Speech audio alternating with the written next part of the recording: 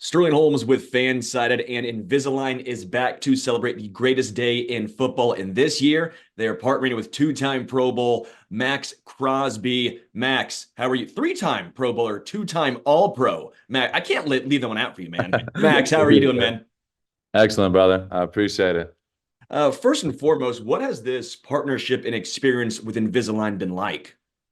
It's been incredible. I literally just got with them. I just got my retainers, everything put in, so I'm locked in. And for me, it's just about getting the best on and off the field. So Invisalign, they came to me with the perfect opportunity. I've been wanting to, I didn't have braces as a kid or anything like that. So they're a great partner. And they took care of me. So now I'm, locked in for the next, 9 to 12 months, but I'm looking forward to it. You know who else is locked in? That is Antonio Pierce as the head coach now of the Raiders. That's been a big storyline, right? The rallying behind Antonio Pierce. What made you and your team gravitate towards him? Yeah, AP is just a leader of men. It's hard to find. He can relate to the players. He's a former player. He's a Super Bowl champion, and he's a guy that people really gravitate towards. They respect.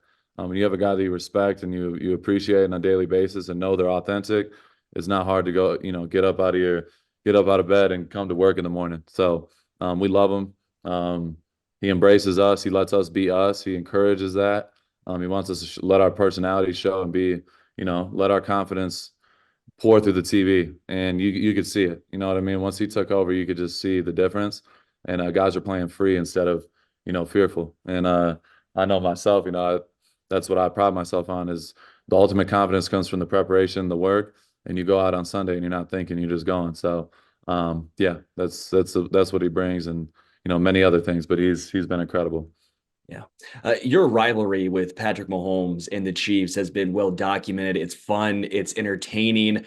Obviously, it's very intense. You try to get under each other's skin. We've all heard them mic'd up. But as far as what actually goes down between you two guys, there is this show and sign of respect. What is the inner workings between you and Mahomes and the Chiefs? What's that like? Yeah, no question. I've been playing him for 5 years. We played each other 10 times already.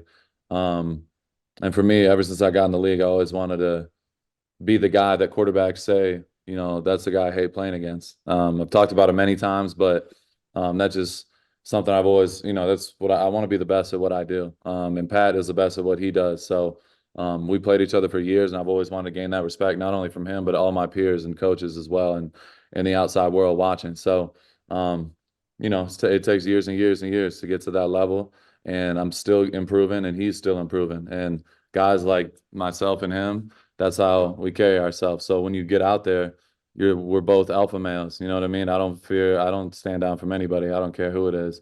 Um, and he's the same exact way. So I mean, I'm hunting him down, and he's trying to run for his life. So it just match made in heaven. So I got the ultimate respect for him, regardless of him playing for the Chiefs, and he's a rival. He knows what time I'm on every time we see each other, and it goes vice versa. So at the end of the day, I got nothing but respect for him. But he knows I'm trying to kill him every time I'm out there. So I want to ask you this. When Justin Tucker did what he did in the pregame, right?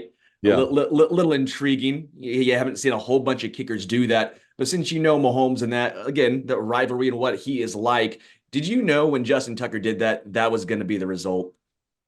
I honestly I don't know all the ins and outs and details. I know this. There's two sides.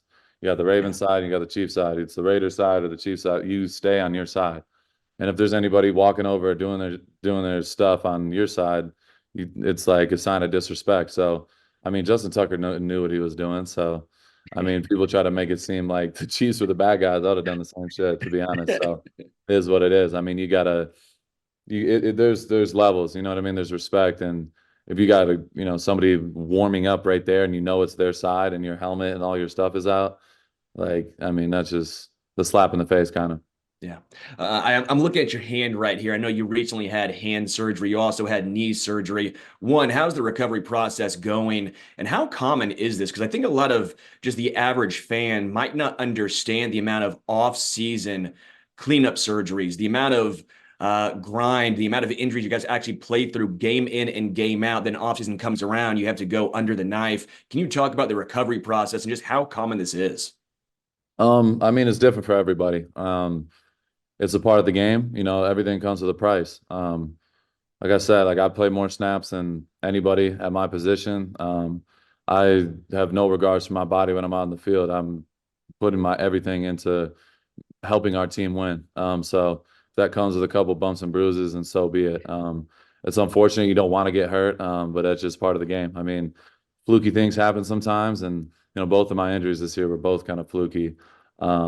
You know what I mean? I got my thumb caught on a jersey and tore my UCL in my hand, which is what it's a common injury. It's happened to many guys, so just a part of it. I got that fixed, and then my knee was just falling down on the turf in Buffalo week 2, and my bursa blew up, and then it just kept blowing up, and I kept landing on it. So I had to get it drained all year, and then it got infected, and then I had to get it drained and drained and drained again, again and again, just so I could go out there and play. So it's just a part of the game. I mean, it comes with it. It's not easy, but I mean, that's what we do. We're in a very small group of people that get to go out there and play, and we make, great money, putting on entertainment for the fans. And there's a price that gets paid with it. You know what I mean? So it's just part of it. I mean, you obviously have that mentality, right? The grind, the motor, all that stuff. You mentioned the snap count, but how were you able to go from only one college giving you an offer, and then now again, two-time All-Pro, three-time Pro Bowler, one of the best defensive ends in the entire NFL? What has that journey been like for you? It's been incredible, man. To be honest, like I've been, when I started this journey, I was a child. Like I've never had a plan B from day one. I've always wanted to be a professional football player. Everybody around me, and they all know the same. They could tell you the same thing. Like I was in elementary school, I was in middle school, high school. Whenever I was asked, "What do you want to do when you're older?" I want to play in NFL. Like that's been me since day one. I love what I do. I'm obsessed with what I do. My journey wasn't like a lot of guys. I mean, there's a lot of guys that were 5-star recruits or 4 stars, and they got a bunch of offers and things like that. But I was a late bloomer. I didn't even grow to my 6'4", 6'5" height until I was, like going into my senior year of high school. So I was a middle linebacker my whole life growing up. And then my last year was my first year playing DN. So I had no film at the position. My body physically, I was in a lot of pain. I had no twitch. I was just like growing into my body, but it all happens for a reason. I know everybody's, journey is different. And for me, that's, the road I had to travel, and it was different, and it wasn't easy. You know what I mean? I had to battle a lot of things, not only being a late bloomer, but battled addiction. I battled a lot of demons, a lot of things that I had to go through to get to this point. But I could tell you this, like, I don't regret anything along the way. It made me exactly who I am today. And that's why I'm so prideful about the work I put in. I'm obsessed with what I do because I know this window is not forever. You know what I mean? If I retire at 35, that would be 15 years in the NFL. You know what I mean? And like I'm already going into year 6. So Yeah. I don't take a day for granted. I put in more work than, I'm not going to talk for anybody else, but I know the work I put in. I'm the hardest worker in the league. I put in every single day. It's another journey and finding that 1%. And I pride myself on that every single day. And I'm so far from where I know I'm going to be. So I take a lot of pride in it. And I'm not doing it for the ones that doubted me. I'll do it for the ones that believe in me. And it's a very small circle. And that's all that matters to me at the end of the day. Yeah, and again, just what you do, it almost seems like you emulate the Raider way, like the old school Raider way. That's what Antonio Pierce, I think, also brings, that physicality, that mindset. What are expectations for you guys next year? Obviously, you have the head coach figured out. You have a lot of offensive weapons, defensive weapons. You got Aiden O'Connell with a little more seasoning now under his belt. What are you guys looking forward to most next season? Any goals that you've already set? Yeah, there's, I've since day one, I've come to the league. I've expected to win. I know you have to earn it, and that's what I do on a daily basis. I earn it and do everything in my power to be the best version of myself, so I can help this team win. And if we have everybody on the same type of path, same type of boat, I'm not going to say they're going to be at my level of they're going to be here at 6 a.m. from January to January. I'm not going to say that, but I know if you have a lot of guys that are at least in the same mindset of I want to be great and I'm going to be confident. I'm going to go out there play with my chest out and confident. Then you're going to have a legitimate chance. And I love where this team is going.